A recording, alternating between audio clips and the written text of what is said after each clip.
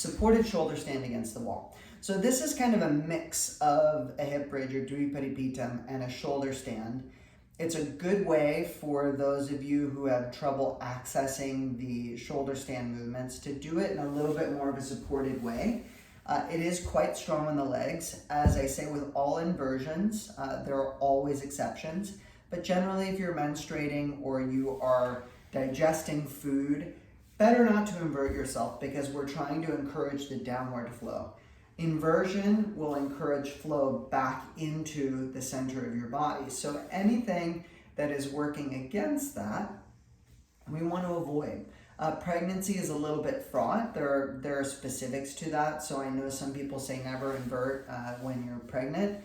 It's not that simple. And I think it really depends on the practice and how experienced the practitioner is. So you're going to start from the side. I have my block here just in case I need it. Here I am. Hi. Nice and relaxed. I'm going to take my hands behind me and I'm going to spin myself down onto the floor and place my feet on the wall. Now your goal is to be as close to the wall as you can while keeping your hips completely grounded on the floor.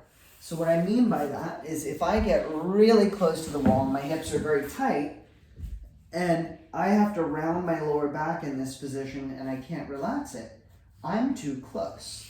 So get yourself farther away so that your hips can be flat on the floor. For some of you, you may have to be out a lot farther than this. It will be the farther away you are, the harder it is on the hamstrings, but do what you can. So the first things first, chin is tucked because remember the shoulder stand is done with a chin tuck. We don't want to jut the chin out. So here I am. Arms are wide.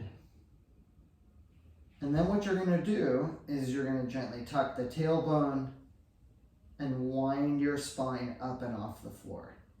You exhale back down. You're going to do this many times, inhaling up and exhaling down with your breathing.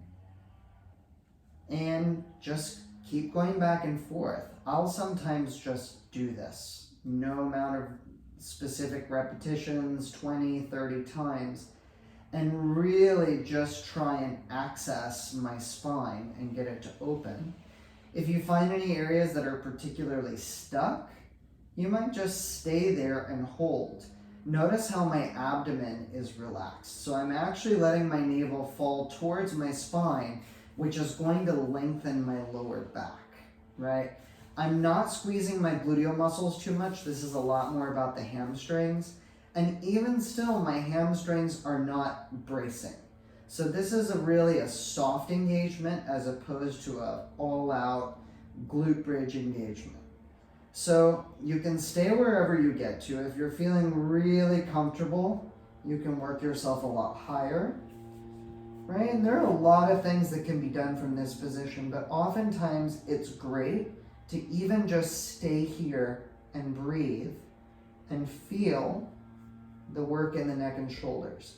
This should all be about you stabilizing in your shoulders. So what you're trying to avoid is when you lift up, pushing yourself away.